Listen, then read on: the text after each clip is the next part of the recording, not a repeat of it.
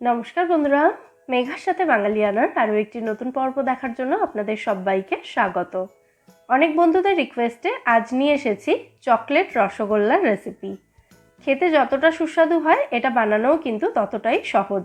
তাহলে চলুন আজ এই রেসিপিটাই দেখে নেওয়া যাক। রসগোল্লা তৈরির জন্য সবার প্রথমে দুধ কাটিয়ে ছানা তৈরি করে নিতে হবে। আমি এখানে 1 লিটার গরুর দুধ নিয়েছি, এটা ফুল ক্রিম গরুর দুধ রয়েছে। রসগোল্লা কিন্তু সবথেকে ভালো হয় গরুর দুধ দিয়েই, তবে আপনারা চাইলে যে কোনো ব্র্যান্ডের ফুল ক্রিম দুধ ব্যবহার করতে পারেন রসগোল্লা তৈরির জন্য। দেখুন দুধটা ফুটতে শুরু করেছে। দুধটাকে কিন্তু খুব বেশি সময় ধরে ফোটানোর দরকার নেই। দুধটা জাস্ট এভাবে ফুটে উঠলেই গ্যাসের ফ্লেমটা অফ করে দিতে হবে। তারপর 3-4 মিনিটের জন্য দুধটাকে এভাবেই রেখে দিতে হবে, যাতে দুধের মধ্যে ধোঁয়া ওঠা গরম ভাবটা একটু কমে যায়। একদম ফুটন্ত দুধের মধ্যে যদি ভিনিগার বা পাতিলেবুর রস দেওয়া হয় দুধটা কাটানোর জন্য, তাহলে কিন্তু ছানা শক্ত হয়ে যেতে পারে, আর ছানা শক্ত হয়ে গেলে রসগোল্লাও শক্ত হতে পারে। 3-4 মিনিট মতো দুধটা রেখে দেওয়ার পর একটা বাটিতে আমি 2 টেবিল চামচ ভিনিগার এবং 2 টেবিল চামচ জল একসাথে মিশিয়ে নিলাম। এরপর জল আর ভিনিগারের এই মিশ্রণটা দুধের মধ্যে এভাবে ঢালতে হবে এবং ভালো করে মিশিয়ে দিতে হবে। দেখুন একদম অল্প পরিমাণে ভিনিগার এবং জলের মিশ্রণ দেওয়ার পরেই কিন্তু দুধটা কাটতে শুরু করেছে। তবে আপনাদের ক্ষেত্রে মিশ্রণের পরিমাণ বেশি বা কমও লাগতে পারে। এটা অ্যাকচুয়ালি ডিপেন্ড করে ভিনিগারের কোয়ালিটির ওপরে। দুধটা সম্পূর্ণ কেটে যাওয়ার পর একদম সঙ্গে সঙ্গেই একটা পাতলা সুতির কাপড়ের ওপরে ছানাটাকে ছেঁকে নিতে হবে। গরুর দুধ এমনিতেই একটু পাতলা হয়, আর বাড়িতে যে দুধটা দিয়ে যায় সেটার কথা আর না বলাই ভালো, কারণ তার মধ্যে প্রচুর পরিমাণে জল মেশানো থাকে, তাই ছানা কিন্তু এখানে খুব বেশি তৈরি হয়নি। ছানাটা ছেঁকে নেওয়ার পর ছানার জলটা আমি ফেলে দিয়েছি। এরপর পরিষ্কার জল দিয়ে ছানাটাকে ভালো করে একবার ধুয়ে নিচ্ছি, এতে ভিনিগারের টক ভাবটা বেরিয়ে যাবে। এবার কাপড়টা এভাবে ধরে ছানার ঠিক ওপরের পোর্শনটা এভাবে হালকা হাতে একটু চেপে কিছুটা জল বের করে দিতে হবে। তবে খুব বেশি চেপে চেপে বা এটাকে নিংড়ে দিতে যাবেন না, তাহলে কিন্তু ছানার মধ্যে থাকা ফ্যাটটাও জলের সাথে বেরিয়ে যাবে। এইভাবে কিছুটা জল বের করে দেওয়ার পর ছানাটাকে কোনো উঁচু জায়গায় ঝুলিয়ে রাখতে হবে আধ ঘন্টার জন্য। আধ ঘন্টা ঝুলিয়ে রাখার পর এবার ছানাটাকে একটা প্লেটের মধ্যে নিয়ে নিচ্ছি। ছানাটাকে এবার হাত দিয়ে খুব ভালো করে মথে নিতে হবে বা খুব ভালো করে মেখে নিতে হবে। হাতের তালু দিয়ে খুব ভালোভাবে ঘষে ঘষে ছানাটাকে এভাবে মাখতে হবে। এমনভাবে মাখতে হবে যাতে ছানার মধ্যে কোনো বড় দানা না থাকে। একদম স্মুথ হয়ে যাওয়া পর্যন্ত ছানাটাকে মেখে নিতে হবে। 4 থেকে 5 মিনিট মতো মাখলেই দেখবেন ছানাটা সুন্দর স্মুথ হয়ে গেছে। তারপর ছানাটাকে দুভাগে ভাগ করে নিতে হবে। এবার একটা ভাগের মধ্যে দিয়ে দেব হাফ চা চামচ ময়দা, আর অন্য ভাগটাতে দেব হাফ চা চামচ কোকোয়া পাউডার। তারপর আলাদা আলাদাভাবে দুটো ভাগকে আবার ভালো করে মেখে নিতে হবে। ভালো করে মেখে নেওয়ার পর আবার এই দুটো ভাগকে কতগুলো ছোট ছোট ভাগে ভাগ করে নিতে হবে। এক একটা পোর্শনকে 6টা ছোট ছোট ভাগে আমি ভাগ করে নিয়েছি।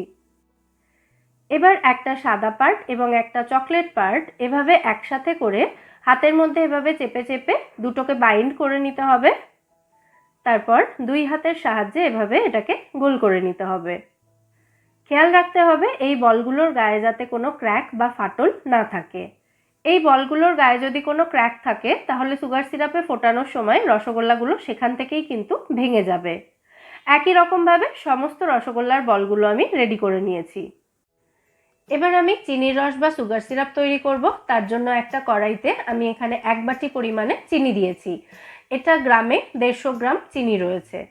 1 বাটি চিনির জন্য 5 বাটি জল দিচ্ছি, মানে যতটা চিনি তার 5 গুণ জল এখানে দিতে হবে। এরপর চিনিটা জলের মধ্যে সম্পূর্ণ মিশে যাওয়া পর্যন্ত অপেক্ষা করতে হবে।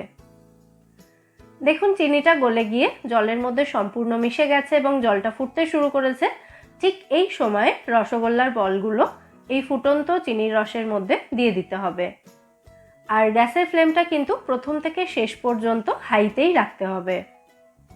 এইভাবে হাই ফ্লেমে চিনির রসের মধ্যে রসগোল্লাগুলোকে ফুটতে দিতে হবে 20 থেকে 25 মিনিট মতো। কড়াইটাকে আমি ঢাকা দিয়ে দেবো এই সময়। 3-4 মিনিটের মধ্যেই দেখবেন রসগোল্লাগুলো ফুলে সাইজে কিন্তু অনেকটাই বড় হয়ে যাবে। প্রায় 10 মিনিট পর এখন দেখুন রসগোল্লাগুলো ফুলে কিন্তু সাইজে প্রায় ডাবল হয়ে গেছে। ঠিক এইভাবেই আরও 10 থেকে 15 মিনিট মতো কড়াইটাকে ঢাকা দিয়ে রসগোল্লাগুলোকে হাই ফ্লেমে ফুটতে দিতে হবে। আর এগুলো নাড়াচাড়া করার দরকার নেই, কারণ এগুলো নিজেদের প্রয়োজন অনুযায়ী একা একাই উল্টে যেতে পারে। প্রায় 25 মিনিট মতো সুগার সিরাপের মধ্যে রসগোল্লাগুলোকে আমি ফুটিয়ে নিয়েছি। এখন দেখুন সুগার সিরাপের মধ্যে কিন্তু রসগোল্লাগুলো ডুবে রয়েছে। যখন দেখবেন রসগোল্লাগুলো চিনির রসের মধ্যে এভাবে ডুবে গেছে, তখন রসগোল্লাগুলোকে চেক করে নিতে হবে যে এগুলো হয়েছে কিনা। চেক করার জন্য একটা রসগোল্লা চিনির রস থেকে তুলে 1 গ্লাস জলের মধ্যে দিয়ে দেখতে হবে। যদি দেখেন গ্লাসের একদম নিচে চলে যাচ্ছে রসগোল্লাটা সঙ্গে সঙ্গেই, মানে ডুবে যাচ্ছে রসগোল্লাটা, তাহলে বুঝতে হবে রসগোল্লাটা হয়ে গেছে। এটাকে চিনির রসের মধ্যে আর ফোটানোর প্রয়োজন নেই। গ্লাস থেকে নিয়ে রসগোল্লাটাকে আমি আবার চিনির রসের মধ্যে দিয়ে দিয়েছি। এবার গ্যাসের ফ্লেমটা অফ করে কড়াইটাকে ঢাকা দিয়ে এভাবেই এটাকে রেখে দেব আধ ঘন্টা মতো। চাইলে এই সময় এই চিনির রসের মধ্যেই আরও একটু চিনি মিশিয়ে চিনির রসটাকে একটু ঘন করে তার মধ্যে রসগোল্লাগুলো ডুবিয়ে রেখে দিতে পারেন।